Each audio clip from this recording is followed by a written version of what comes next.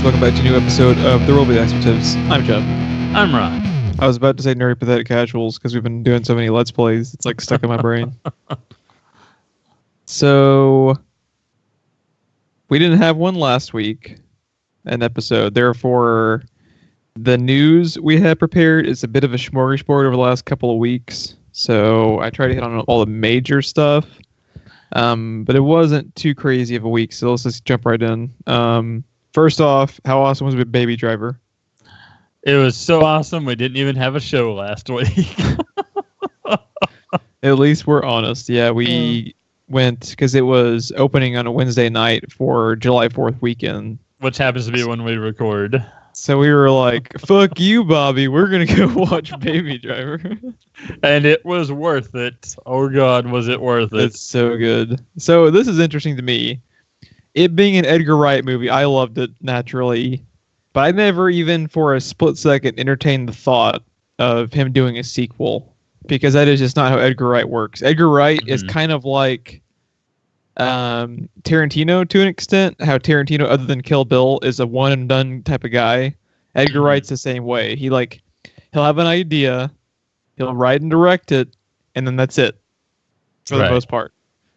So it never even crossed my mind to even like think about it, but apparently Sony, who released the first movie, has been in touch with him about actually making a sequel, and he said the studio, Sony, has asked me to think about writing a sequel, and it is one of the ones that I might do a sequel to because I think there's somewhere more to go with it in terms of the characters. Baby has got to a new place. So what's your initial reaction to the concept of a second Baby Driver movie? I'm not really surprised at all because I read a thing that said that it tripled it brought in triple his other best opening. Yeah, I texted you that. Yeah, I know I got it somewhere. His previous record was Scott Pilgrim, which when you think about how good of a writer and director Edgar Wright is, and how like so beloved his movies are, his previous opening weekend, like 2 or 3 day record, was $10 million for Scott Pilgrim. And that was like considered a disappointment for that movie, even though it didn't have the big of a budget. They expected better given the cast and Edgar Wright and everything. So I get that, it was successful.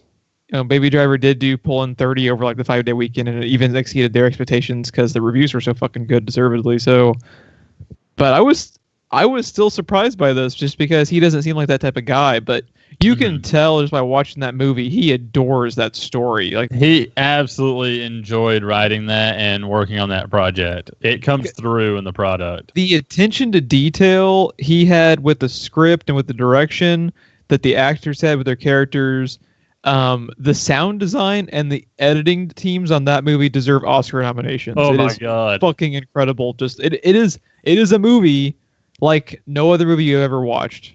The way in all the best ways. And I don't even want to talk about it because certain elements of the movie are so good. Like not even story related, certain filmmaking techniques are so good. I would consider them a spoiler to discuss them. So we won't talk about too much of what would be considered a spoiler to me at least, but I'm all over it because I love the movie so much. I'm pleasantly surprised by the fact that he's even entertaining it, and I think that if he does do it, he'll probably be coming back to it in a few years after he's thrown in something else.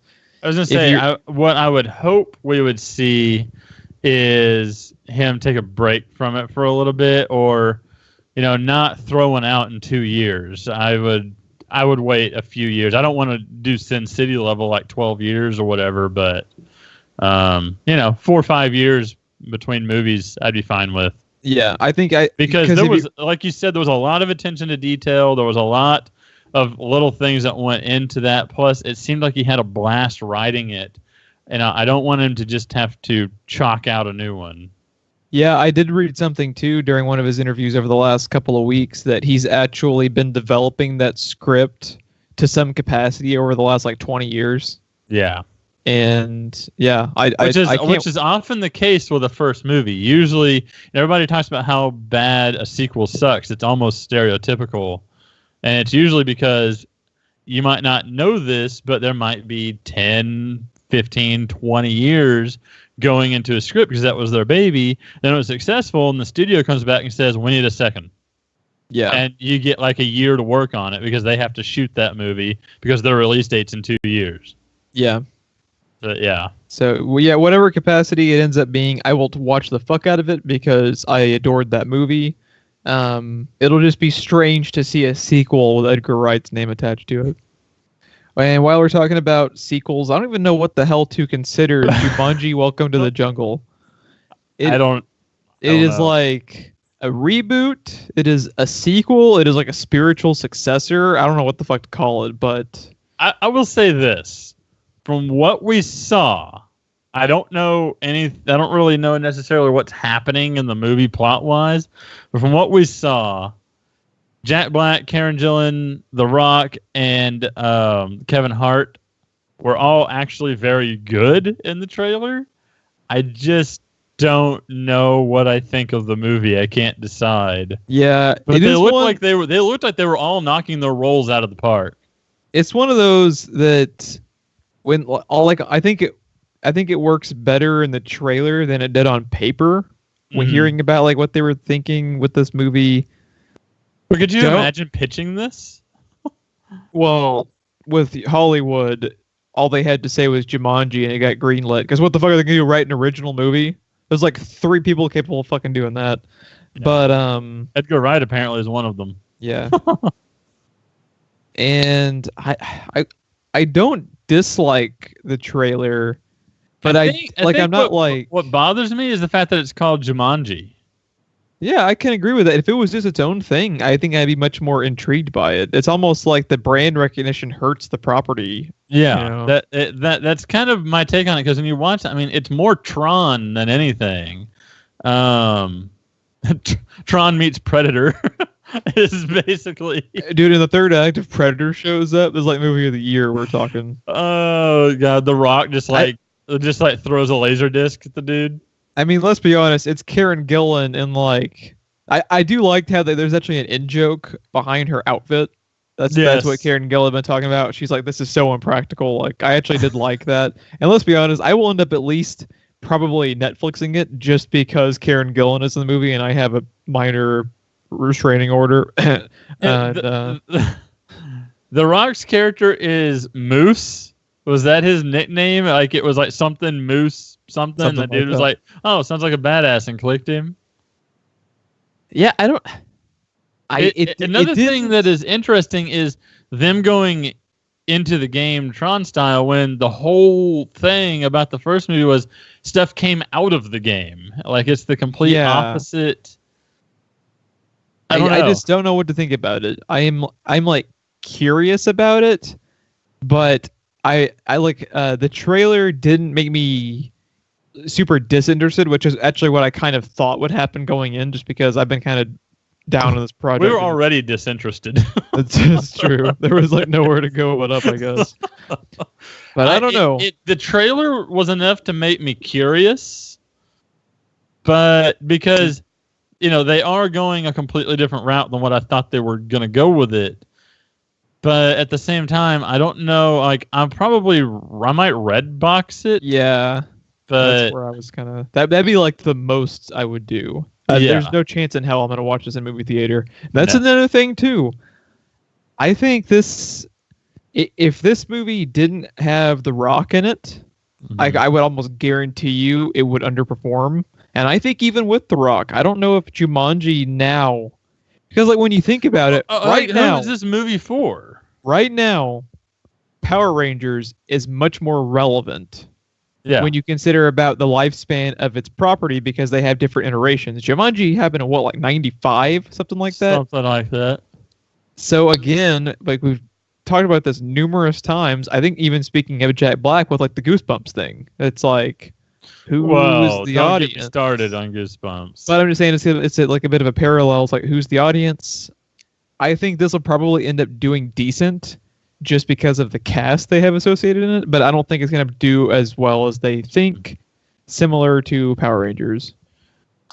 The trailer did, though, impress me enough to get me slightly interested, because I had zero interest before. I am intrigued. Yeah, that's where I am. I'm intrigued. We will see. So it's gonna end up in my Netflix purgatory, and I'm never gonna fucking watch it. I feel like that's what's probably gonna end up happening. All right. Next up in the news, this is pretty interesting and completely relevant to Ron and myself because Matt Reeves, who was just wrapping up work on War for the Planet of the Apes, is moving into pre-production on the Batman. What's kind of funny is if you listen to any of his interviews, like on YouTube, or read any of them after they've been written up for news articles. Does it involve the sound of silence? No, but then I probably won't be looking it up. 3/4 of the time when people are interviewing him for War for the Planet of the Apes, all he even wants to talk about is Batman. He's almost like probably, I don't understand it. He's probably at this point irritated, but he's just like, I have a movie that's out in like a week. Can we talk about that one? And then move on to Batman after this one's done. But he had an interesting quote because he's actually been kind of going into detail about what his vision is for it. In all of my films, what I try to do in an almost Hitchcockian sense is use the camera and use the storytelling so that you become the character and you emphasize with that point of view. There's a chance to do an almost noir-driven detective version of Batman that is point of view driven in a very, very powerful way that hopefully is going to connect you to what's going on inside of his head and inside of his heart. Now, if this ends up being what the movie is, I'm 110% on board because what this made me think of is the way they presented Rorschach in the Watchmen movie. Yes. And that's where I went with it too. Because that was obviously, since Rorschach was a parallel to The Question, he was a noir character. And I love the way that Zack Snyder and the writers presented his inner monologue.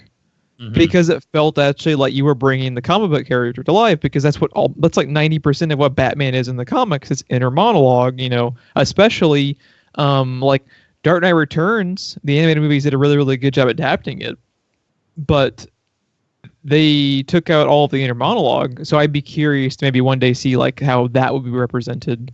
And it sounds like that's actually what he's kind of wanting to do with a live action movie. Yeah, I'm a lot more interested in this movie after hearing that. I am going to say fuck you, Collider, though, because they had a headline that was 100% clickbait, because it was like, if you're a fan of Christopher Nolan's Batman universe, then you'll be excited to hear about this. And you click on it, and the like little sub headline was basically like Nolan returning for the Batman, and what it was about was them spinning. Because he mentioned something in his interview where he's talking here about something like kind of to the effect that Nolan did, but he's going to do this, and this. And they spun that as he's going to imitate Nolan. Oh, yeah. And I was just like, fuck you. Not that surprised. is not what the guy said at all. The guy name dropped one name, and that's your headline now. Yeah, right. But no, I am definitely interested, because this is what we've been wanting. Like you and me have said on the multiple times on this that we never see him as a detective. And like I'm such the world's greatest detective in Detective Comics. He's never a detective. I'm such a sucker for gritty like 30s and 40s detective stuff, and that's one of the reasons I like Batman so much. If we can get that implemented and you actually get to hear, because like that's what the crazy thing is to me, is Batman is a fucking comic character. He's known for being a detective, and this has never been done before in like 8 or 9 Batman movies.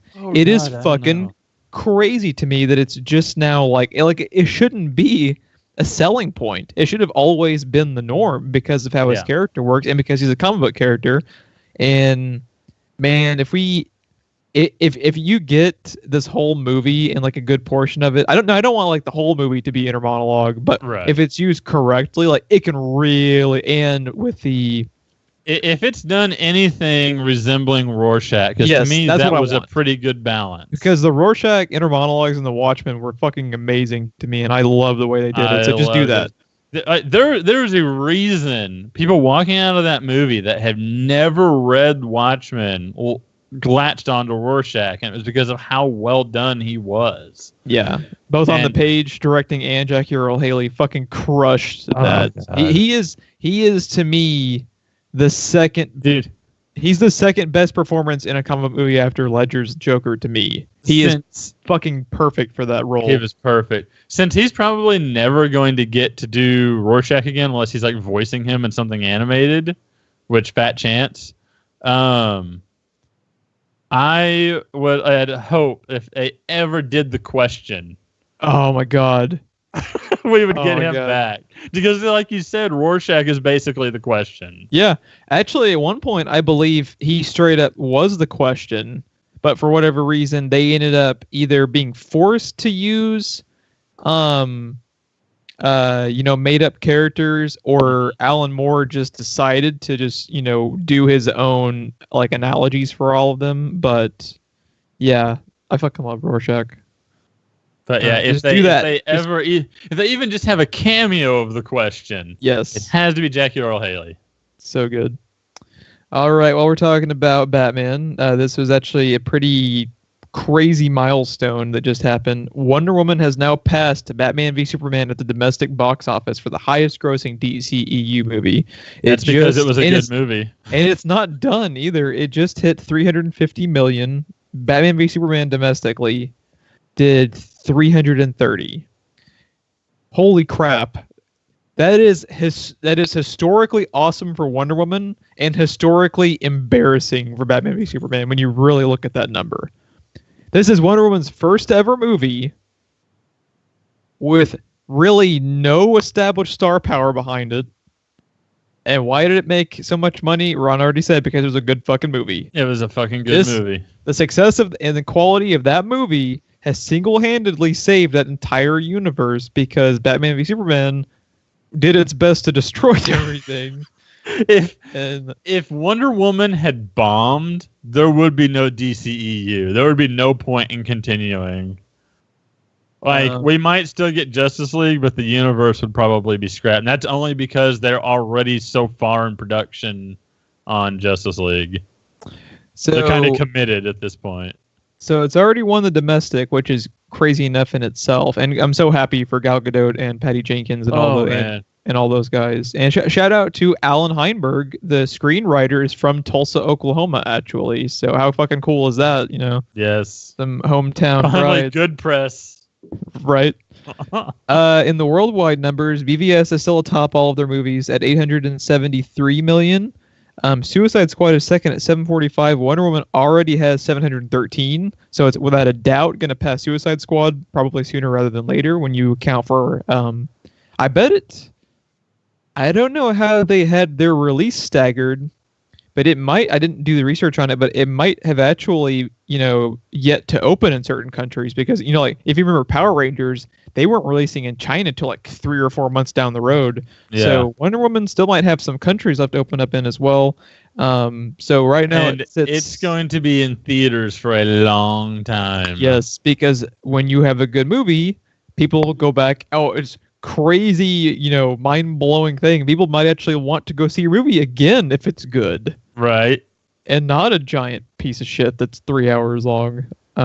Yeah, I loved Wonder Woman. I'm so happy to see it succeeding. It needs 160 million to beat BVS. I don't know if it'll get that much, but if it gets 800 million and is in the ballpark, that is astronomical.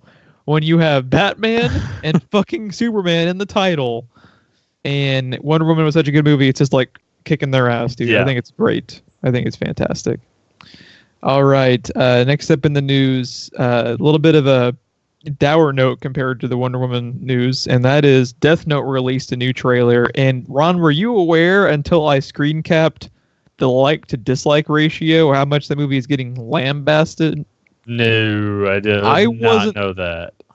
I had kind of gotten a sense that people were displeased with the trailer, but until preparing the notes today and actually linking in the notes, then following it into YouTube and everything and taking a look at it, I did like a double take. I was like, whoa, that's brutal. That's pretty brutal. So the Death Note trailer is sitting at 2.3 million views. It has 35,000 likes and 38,000 dislikes. So it's It's not one of those Infinite Warfare Call of Duty things where it's like 1 to 5. Yeah. Like to dislike, but it's pretty brutal. I mean, I guess people just wanted the anime, but I mean, they had already said that they were going to set it in, is it Seattle, I believe? Seattle, yeah. I just have a bunch of random Japanese people walking around Seattle with a notebook killing people. Like, you have to change things to it. It's an adaptation. See, that's the thing. It's I think many episodes in a 2-hour movie? It's an adaptation. That is the thing to me that I don't think people understand is that adaptation and replication are not the same thing. Things. My whole thing is watching the trailer. Like, well, one of the sticking points, people were that they thought it had action for the sake of having action, which I can, in a way, I can kind of understand that argument because they're coming at the argument at an intellectual level because of the show. The show was basically a cat and mouse chess game. During that being said, some shit goes down. Like, yes, there are moments of there's action sequences in the show, so it's not absurd to have action sequences as long as they fit in the confines of the movie, as long as it makes sense. Yeah, I don't care. And it's also the thing to remember, it's a trailer. Yeah, you're trying to sell people because the people that could be the only 2 scenes that exactly have anything. Because the people that they know who are going to watch it for better or for worse are Death Note fans. They're trying to appeal because it's a decent budget for this. They need viewers, and they're going to try and branch it out to people who don't know what Death Note is or haven't seen it, or So they're trying to appeal to a massive audience. I thought the trailer actually nailed the tone of the show to me, I agree. Which to me is the most important thing in an adaptation. It's not a direct translation.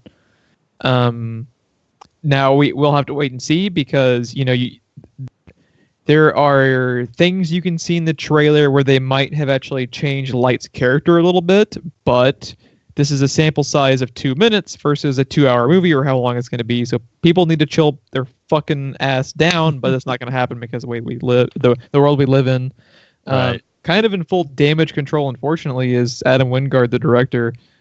He went on record. It's one of those things where the harder I tried to stay 100% true to the source material, the more it just kind of fell apart. You're in a different country. Ghost in the Shell. Right. You're in a different country. You're in a different kind of environment, and you're trying to also summarize a sprawling series into a 2-hour-long film. For me, it became about what do these themes mean in modern-day America, and how does that affect how we tell the story? Ultimately, the cat and mouse chase between Light and L, good. That's the number one thing he mentioned, good. The themes of good, evil, and what's in between the gray area, those are the core things of Death Note, and that's really what we went for. To me, it seems like he gets the project. It sounds to me like he understands. Yes, and I think people need to... Now, if you watch the fucking movie and you dislike it, then jump on and hate on it, but we're judging a... Like, people are freaking out about this movie based off this goddamn trailer, which is ridiculous. It's a decent trailer, too. I like the trailer, too. And I just watched the anime, like 2 months ago, something like that. Something like that, yeah. Yeah, I'm super excited for it. Shit, we would be watching it for Willem Dafoe. Oh, my God, dude. I got chills. I literally got chills when he started talking. And I think we called it, too, back when we did the analysis on the teaser, how we talked about how they might just have him in the shadows the entire time. That looks to be what they're doing. I think that's genius. Yes. I think that's absolutely genius way to go about his character. That's going to piss some people off, I think, but it's a really cool effect. Yeah, so long as it's done well, once again. Yeah. But, I mean, I'm really not that concerned about Death Note so far, because everything that we have reported on, it sounds like people involved with the project understand the anime. They understand what the audience wants. And like you said, the first thing he points out is the cat and mouse chase between Light and L. And then the themes of good and evil and what's in between in the gray area. Those are the core things of Death Note. That's what we went for. That sounds like Death Note to me. Yeah, and at the bottom line is I think even if it's not a good Death Note movie, it'll be a solid movie. Yeah. And so when either way, we're not losing anything. And I think it's also important to note too, this is a Netflix movie. You're already gonna have your $8 or $10 paid for Netflix. It's not like you went out to the theater and wasted a trip and wasted $40. Like, shut the Right. fucking hell up. It's a fucking Netflix movie. Like, calm Right. the hell down, world. All right. Next up. A different adaptation that is in the works, actually going in the opposite direction of Death Note, is Assassin's Creed looks to be becoming an anime series. Now, That's cool. that is fucking like out of left field awesomeness that I wasn't prepared for even a little bit. And I think more things should actually go the route of especially video games. Yes. Because it seems like because of how stylized they are in a lot of cases, and just because of the Hollywood track record of fucking up almost every video game adaptation there has been, that after looking at that Castlevania trailer and hearing people talk like, you know, Game of Thrones level tone and stuff like that, that with this, what was it? Okay, the producer, Adi Shankar, actually announced this project. He is the producer on the Castlevania series for Netflix. So people are thinking that this could be also heading to Netflix. I think it's a smart guesstimation. Right. So, Ron, you are the resident Assassin's Creed fanboy. What do you think about an anime? Like, do you think it will be handled properly? Do you think it can be handled properly? I think it can be handled properly, and honestly, I even think the live-action movie that we just had handled it pretty decent. The problem is its problem was it focused on the anime stuff, but so did the first games. Yeah, my problem with the movie was I felt like they did a good adaptation of Assassin's Creed 1 when they should not have been adapting Assassin's Creed 1. Exactly. That was its fault. But what they did do, I thought they did well. Especially from the shit we've seen coming from that Castlevania show. Yeah, which we're not even a fan of, and we're like, hands. Yes, yeah. It's in good hands. There's a lot there. A series makes sense. And I think that's a good idea for video games in general, because like you said, they're so stylized, they don't always work in the real world. And what is more stylized than an anime show? Yeah. And with Assassin's Creed, with some of its core concepts being as strange as they are, it will come across easier in an anime than it will trying to sell it to, like trying to sell the Apple and the Animus in a 2-hour movie to dumbass American audiences is a lot harder sell than selling to anime fans who are used to weird ass shit. Like Assassin's Creed is fucking nothing compared to Death Note, for instance. Like when you think about trying to convey what the actual like gist of the property is. Yeah. I think it's genius. So now the thing that blew me away actually in this article, because I had already read about this, the thing that you put here that I didn't know is Castlevania is coming out this Friday. See, I actually just stumbled upon that like 10 seconds ago, as I was like, oh shit, I got something to binge this week. I'm excited. I did not know this. I don't know if they would be straight up adapting. Okay, just a quick question. Would you like to see, for instance, an Ezio anime, or would you rather them focus on an entirely original Assassin's Creed story? I think original would probably be a good way to go. I have opened and closed the book on Ezio in the games, and as much as I love him, the dose of him that I got is why I love him so much. It's not like they have fleshed him out for 12 games now. He got 3 games and it's closed, and it's like, oh, I miss Ezio. But if they ever revisited him, I might be like, it's Ezio. You know what I mean? That's a good point. So as much as I want more Ezio, and as much and if they announce Ezio, I'll be like, oh my god, it's Ezio. But at the same time, the 3 games that we got of him is why I love him so much. I got him in a small dose ish. I mean, he's the only returning assassin each time, isn't he? pretty sure that's I mean, correct. you could count Altair, but he returned in an Ezio he wasn't game. a predominant character in his later. All I'm saying, dude, in some capacity, as a villain or as a mentor, get the guy who was Sirio on Game of Thrones as a voice, because he'd be fucking magical for Assassin's Creed. What might be interesting to do if they don't want to go completely original, like maybe original story but not character, is get us some more Matt Ryan. Yeah, for the pirate stuff, that would be interesting. Because I haven't played it yet, but that is the one that I know once Ezio stuff ended, people hated 3, but Black Flag they latched the fuck onto. Black Flag was really the last one anyone overtly liked. It's the last one I heard anything about except Unity. So yeah. Now, people did say Rogue was good, but that was the one that was just PS3 after the PS4 and everything had come out. So a lot of people didn't even bother playing it because it was last gen, which is unfortunate because I heard that one was actually like the best one besides Black Flag of the last like 7 games. That one's a female assassin, right? That's a woman? No, I believe Rogue is the guy. I think you might be thinking of the PS Vita one. Because I think that might have been the one that was based in like Louisiana, where they had the lady assassin. I can't remember though.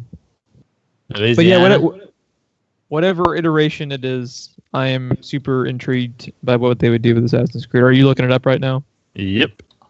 Okay. I will fill airtime while you do that. The producer on it is Adi Shankar, like I said earlier. He did The Gray. Liberation. Huh? Assassin's Creed Liberation. Was that the PS Vita one? Yeah. Because I think they had an upres where they brought it to like PC or something, but I think that's the only way you can play it. PlayStation Vita, PlayStation 3, Microsoft Windows, and Xbox 360. Yeah. Because they had to like patch it to make it work full screen and everything. Apparently, it's Assassin's Creed 3 Liberation. I did not know that. And everyone liked it a hell of a lot more than they did Assassin's Creed 3. Yeah. Well, of course, the first thing I got was Syndicate because you have the brother-sister thing. But, yeah, Liberation was what I was thinking of. So, yeah, we are definitely intrigued by that one. While we're talking about Netflix, Sense8, which was just canceled about a month ago, I want to say, Lana Wachowski actually took to Twitter on the official show's account to say that they will be returning to cap off the series with a 2-hour movie via Netflix, which I think is really cool. I haven't ever gotten to watch it. It looked kind of interesting to me, but it's just one of those like kind of put on the back burner. Right. But I'm glad to hear that people are going to have, like a resolution to it, because you hate when a show just abruptly ends and everyone's just kind of like, well, what the fuck happened, Yeah, that would have been nice if NBC had actually listened to people and let someone do this at least.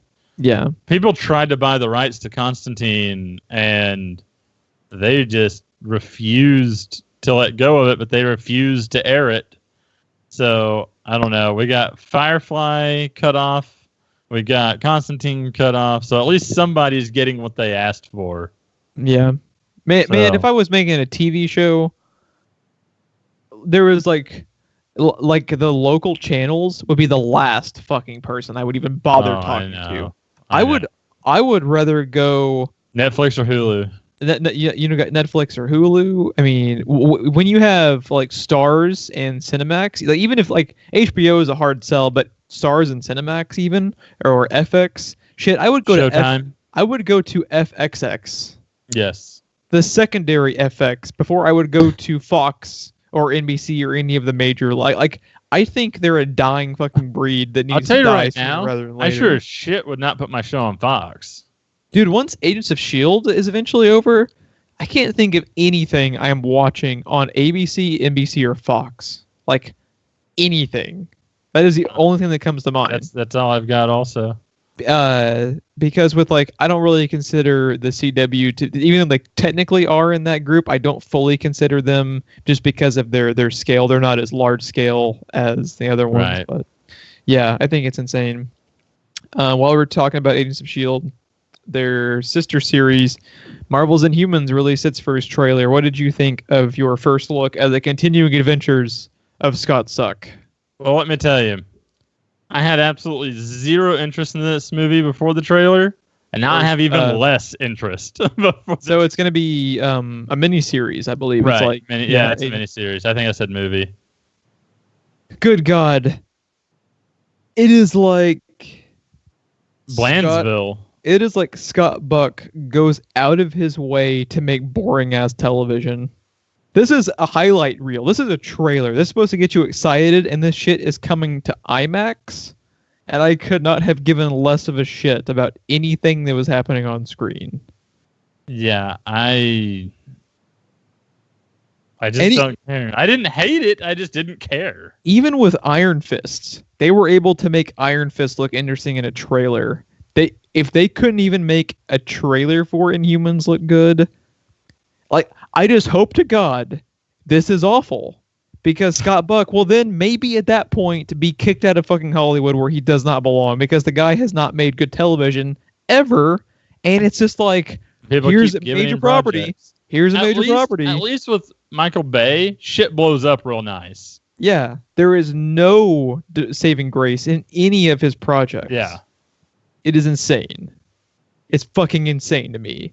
And Hollywood, wake the fuck up. You know what it really reminded me of? Iron Fist. Who thunk it? Because I don't know. You know what? I also feel incredibly bad for hardcore comic fans of the Inhumans, which there are. It's a bigger niche group than you would imagine with the Inhumans. And like there was like talk of the movie and everything, and like there was excitement around it, and then it's just like. With that guy running the show, it's like I feel like I do for Iron Fist fans. Like, you got so screwed over based off like one choice. It's like it's like when you think about it, when you think about what is presented in this trailer, and when you think about the Inhumans as far as how they've been represented in Agents of S.H.I.E.L.D., Iron Fist is a million times more easy to pull off than. Yeah. On a Netflix budget, he even fucked it up. Even if it's a lower tier Netflix budget, it was a lot more than he's going to be handed on this ABC project. I can guarantee you that. What Agents of S.H.I.E.L.D. are able to do is a fucking miracle, given how many episodes they have and their budget constraints and their narrative constraints. The dude on Iron Fist was given basically free reign and turned out, you're slower than pig swimming in gravy. That's the guy that we want making this show. How we are able to understand this, and I'm sorry, we fucking knew this ahead of time. I have been complaining about that choice ever since it was fucking announced. I don't fucking understand, Marvel. You heard it here first, folks. Yeah, exclusive. Scott sucks. Yeah. All right. Let's Where Scott Suck is concerned, there will be expletives. Goddamn right. Now, Ron. Now that we got the bad stuff out of the way. Let's talk about some good shit. We got the taste out of our mouth. We got a little movie coming out tomorrow, which we will be exiting the theater of Spider-Man Homecoming. And good God, am I so excited. So excited. So for this week's VOD discussion, we thought we would actually take a look back at what got us invested in Spider-Man in the first place. When Ron and I actually had a VOD discussion in the topic in the Trello, where we would talk about TV shows that influenced us as kids. And then when you think about it, like you and I, 20, 25 years later, still obsessed with Spider-Man. And a large reason is because of that awesome animated series from the 90s. So good. It's so good. So I believe it's up in its entirety on Hulu if anyone wants to check it out. Yeah, and I need to get on there and binge that sooner rather than later before they fucking take it off. When I get around to watching it, it'll be gone, I'm sure. It'll be gone. Fuck you, Hulu. You'll have like one season left or something, and it's just gone. No, I'm pretty sure Hulu has like, in a case of emergency, break glass and pull the shit off Hulu, which Jeff Miller is pulling up right now. I'm pretty sure they have a giant button. So let's start off with Spidey, and then we kind of branch out. So what did you think of the Spider-Man animated series, and what kind of, because I'm trying to remember, that was after Batman the Animated Series, correct? I believe so, but not by too long. So what was it about? I think there's like a year or two gap, if I recall. Because you had talked about how with Batman, you had already been interested in Batman primarily because of the Tim Burton movies, but was this your first real introduction to Spidey? This was my first introduction, period, to Spider-Man. I think my dad had watched the old show. The live-action 70s one? Yeah, but okay. Have you ever watched any of it? Oh, boy. I almost want to do commentaries of it just because it's that fucking awful. I am totally on board. We'll do a little, like MST Spidey K type of thing. Yeah. I am totally on board with that, sir. Just because, and like in all the best ways, just because I love that character so much. It's not Batman 66 by any means, but I would totally do that. No, it was my first real introduction to Spider-Man, and it was so good. It makes me hate other things so bad, like Spider-Man 3 and everything else, because I can't help but judge everything Spider-Man related to that cartoon. Yeah, that was I believe since my dad was already big into comics growing up, and remained like I was probably already introduced to Spider-Man ahead of that show, probably via maybe him buying me toys or giving me a comic to look at or something. But the first time it stuck in my head as far as like I love Spider-Man, it was that cartoon. I remember even having like all the action figures associated with it. I think my family talked about how at one point I even strung up my Spider-Man toys via yarn. So I would have like little web swings in my living room, stuff like that. Like I was totally obsessed with that cartoon. That cartoon was so amazing. And then that was cemented even more of the Nintendo 64 and PlayStation 1 when the cartoon-based game came out. Oh, God, I love the fuck out of that game, dude. That's one of my all-time favorite games. And I have had good Spider-Man games since, but nothing as great as that one. Which one was it one more time?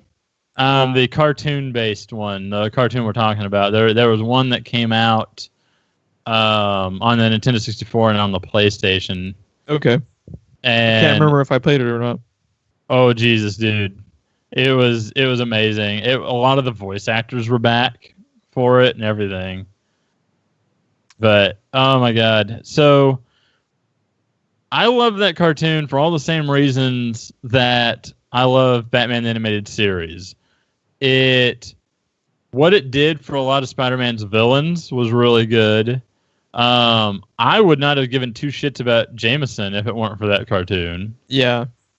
And taking a character that to me already had, interesting abilities and an interesting backstory, because not only does he have the usual superhero tragedy happening, but it's something that you could say directly involved with, because he had an opportunity to prevent it and didn't, which is kind of unique a little bit in the superhero spectrum. But what they did with Peter Parker's personality, and the fact that if you think about other superheroes, they're not usually miserable because they're a superhero. Like, Peter Parker has a fucking miserable life because he's Spider-Man. Yeah. And, the cartoon is lighthearted about it, but if you watch it as an adult, you can see that they're hitting on that too.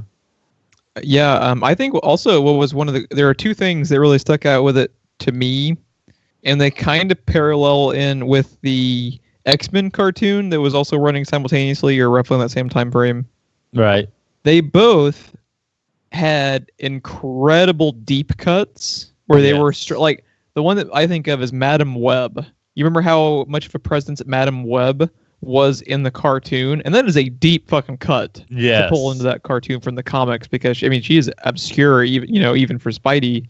And the other thing that they both did that was really impressive to me, that was even done because I don't think it was like a negative of Batman the Animated Series, just because that wasn't really what they were going for. But the way they continued story arcs for like 3 to 6 episodes at a time. Batman the Animated Series was primarily like one and dones. Occasionally you might get like a 2-parter.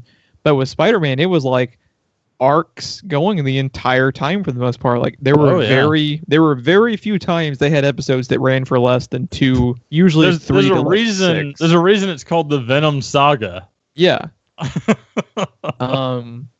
And I don't know why they don't want my money and won't just put that shit on a Blu-ray and put it on fucking Amazon, because I would have it on my shelf right now. With Homecoming, that could happen.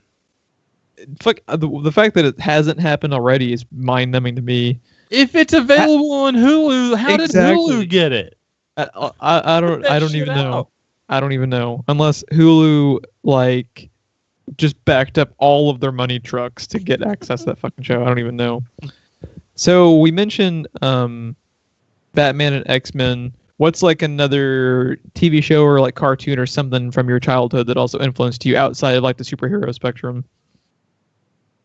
Outside of superhero spectrum, because another obvious one's Batman the Animated Series. I guess we do talk about it a lot on this show, though, for good reason. I think one of the biggest influences that any cartoon has ever had on me is Transformers. I knew. I would have bet my life that was the next one you're going to talk about. I was just waiting. Transformers. I just see like the little Optimus Prime glitter in your eye as like a symbol. Just a little Autobot symbol reflecting in my eye. Dude, why are there not Autobot and Decepticon contacts? The logo? That would be kind of metal, dude. I see what you did there. I don't even need contacts. I think I would just wear fucking Decepticon contacts. But yeah, I was born in 85. So I think it was already close to, if not already in syndication when I started watching it. So I've seen all of it, but I know like 5 or 10 episodes really well because it was the only ones they ever played. But like I can trace back everything, like my type of movie that I like. Like I love fucking giant kaiju or giant robot, anything to do with that. I fucking love computers and technology and robotics. I follow all that shit on Twitter and Slashdot and everything. I mean, where do you think that comes from? My music style choices that I purchase on iTunes or listen to on the radio, oddly enough, I don't know how to say his name. I've only ever seen it in print. I've never heard it pronounced. But Stan Bush and Vince DiCola are the two, like, everything that I listen to goes back to Stan Bush and Vince DiCola and Transformers the movie. Like, it influenced me very heavily. It's a pretty awesome soundtrack. It's 80s as fuck. And a lot of the music that's in that movie, like the actual score that Vince DiCola did, he scored the TV show also. Oh, that's cool. I wasn't aware of that. Yeah, so a lot of the music is the same. See, that's what's interesting is I was born in 91, so I completely missed all of the like Transformers and like G.I. Joe era of stuff. And I think another thing, real quick, before I let you go while I still have the thought, another thing that kind of blew my brain that I think I latched onto it as a kid is not only was it giant fucking robots transforming into everyday cars, you know, like they could be anywhere among us, but if you compare it to, like, say, G.I. Joe, which is also a war between the good and evil people, and they're shooting at each other and blowing shit up real good, but at the end of the day, no one gets hurt. Yeah. Because they can't do that in a kid's show because they're people. Transformers are robots. They blew the fuck out of some Transformers, and, like, parts are going flying, and, like, limbs are being lost, and it got fucking real, dude. Oh, I've seen that fucking 86 movie. I know it gets real because they all fucking die. Within like 10 minutes, they're like all fucking dead. There's 2 humans in the whole thing. There's 2 main humans and 1 in a wheelchair that comes and goes. Yeah. And everyone else is on the fucking chopping block. It was Game of Thrones for a 3-year-old. Yeah, they were just like, how many childhoods can we eliminate? Yeah, G.I. Joe, everybody just walks away. Transformers, what's funny is, like, I always thought it was funny if you were watching the old G.I. Joes, they're all dressed in like army gear and everything, and it's like ostensibly they look just like soldiers, but then everyone has laser blasters because they can't have actual guns being shown. It's like the equivalent of the ET with the walkie-talkie thing. Now I just want to watch South Park. Just a new season. It's all on the way. The main thing, since I mentioned I was born in '91, everything on Nickelodeon and Cartoon Network from like 1995 until 2000, like the 15th best cartoon then, is better than anything currently going right now. Oh, I know. When you just look back, and you can really tell if you ever go into like Kohl's or Target and you see those collage T-shirts that have all the different Nickelodeon characters or all the different Cartoon Network characters, and you just think about how fucking much they crushed those cartoons. Like, I'll just start with Cartoon Network, fucking Dexter's Lab, Powerpuff Girls, Samurai Jack. Like, the list just goes on and on and on and on. You can jump over like Nickelodeon, you can go on and on too, and it's just like, good God, there were so many that were great. Johnny Bravo, Cow and Chicken, just mama, it's all so fucking good. But the two cartoons that I think most probably influenced me once I started getting a little bit older started heading more towards like 10, where I could kind of actually, enjoy it for actually more than just being, like a toddler, and so you could get old enough to actually kind of resonate with what you're watching. Batman Beyond and Samurai Jack were the two that I was able to be old enough to watch and understand, like, I'm not just enjoying this because I'm a dumb kid and it's flashing lights and, I'm just easily entertained. That was like, these are genuinely fucking good. Batman Beyond and Spider-Man Unlimited, that was their Batman Beyond. Basically, the Spider-Man cartoon kept imitating Batman. So, yeah, Batman Animated Series, and then continuity spilled over to Batman Beyond, and same thing happened with Spider-Man Unlimited. Batman Beyond, to this day, just kind of blows my brain. It is just like Batman Animated Series, just like the Spider-Man cartoon. It works for adults, it works for kids, but the level of detail, and again the level of deep cuts that go into Batman Beyond, and any one of those stories that are in any of those episodes would make for a fantastic 2-hour movie on silver screen, animated or real person. It's just incredible what they did. The aspect of it that always fascinates me is I like to think, like, just for a second, entertain the thought that Batman Beyond didn't happen when it did, and it was actually happening today. And imagine before they got their hands on it, the internet backlash of, wait, you're doing a Batman show that doesn't have Bruce Wayne, and it has some punk asshole teenager in the future? On paper, it sounds terrible. Terrible. And then you watch it, and it was so fucking well done and so expertly done that it leaked into the comics. Batman Beyond is a mainstay in the comics, and there's actually a big story arc like a couple of years back where like they were implementing him into the main continuity. Even like it was just like what happened with them. What happened with Batman Beyond was what happened with Paul Dini's stuff with Mr. Freeze and Harley Quinn. Like they retroactively influenced their source material, and that's staggering to like think of how much they had to do with Burr's original characters and all the villains being original and all that stuff. They literally changed the face of Batman, and you don't even care. Like, it's just like, more, please. Yeah, just give me more. The only thing that's happened since then that even kind of compares is Miles Morales, in the fact that like people were like, again, at first Spider-Man, right? Yeah, after Batman. At first, people were probably like, what the fuck is this? This sounds ridiculous. It's like, how can you do Spider-Man without Peter Parker? And then they if you handle it well, you can pull it off. But yeah, and then like with Samurai Jack, I need you to go back and watch through all of Samurai Jack, because you don't even understand how good that show is until you watch it as an adult. Like the cinematography behind it, the amount of references they have to like classic films is crazy. there's an entire episode where they are doing homages to fucking the Mos Eisley Cantina in Star Wars, and I was watching. I was like, "What the fuck is this? Like, how did this happen? I don't even know that it happened." It's just it's so fucking good. I was so happy they were able to bring it back, and the new season run was so fucking great. And it pains me that you haven't watched any of it, you bastard. Your goal is to get caught up on that so I can talk about it on the end of the year list, because it's going to be on some capacity on my list. Nice. So, were there any other ones that we got about 5 minutes left? Were there any other ones that kind of stuck out for you personally? Scooby-Doo. That's Scooby-Doo and Tom and Jerry for me if we're going old school. I fucking love me some Tom and Jerry, but yeah. I fucking loved me some Scooby-Doo. And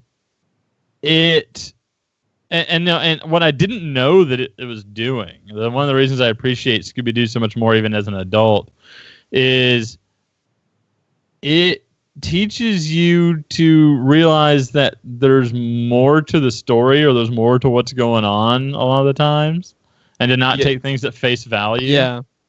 And I mean, literally, since they pull faces off, which sounds more metal than I meant it, but yeah, dude, Scooby. I watched it. I had an odd childhood, I think. I grew up on Nick at Night and TV Land, and I grew up on a lot of the old cartoons and the old shows like Batman 66 and stuff like that. I was born in the 80s, but I was watching like 60s and 70s television. So I had a little bit of that just because of my dad. Like when I was a little kid, when I would be watching like live action shows, it would be stuff like Sanford and Son and the A-Team that my dad would catch on like TV Land. Oddly enough, I've never seen A-Team. The A-Team. I've seen the movie, and it was a damn good movie. The A-Team is ridiculous in like all the best ways. I've seen MythBusters test some of their shit, but yeah. Jamie was Baracus. That's awesome. It was pretty awesome. Adam in the entire episode had a Hannibal costume and a cigar made out of modeling chocolate. It was great. But yeah, Scooby-Doo, Transformers, and Spider-Man and Batman animated series was my 4. I sent you a text message and said I can boil my entire personality down to those 4 cartoons. And I'm going to add one not only to your personal list, but I think it's important to note, just because of how much it influenced what we are doing right now and what everyone fucking does on Twitch and YouTube. MST3K is one of the most important series. Not a cartoon though. No, we said TV series. See, I took that as cartoon, so I was thinking about cartoons all day. We're doing Spider-Man animated series. It's okay. It works. Because if I'd known that, I would have thrown MST3K in there and a couple others probably. MST3K is incredibly important just because of how much it influenced Let's Plays and commentaries and all the shit that we do poorly on this YouTube channel. That's all thanks to MST3K. I fucking love. So real quickly, like lightning round, a couple of ones that you would have had if you'd known we were doing live action, just off the top of your head. Bill Nye the Science Guy for sure. Mine's a pretty short list because when I was a kid, I was pretty much like as a 90s baby, the cartoons were so good you had no reason to ever watch anything with people in it. It's like, see, and while I watched a fuck ton of that, and I watched a lot more cartoons than I watched live action series.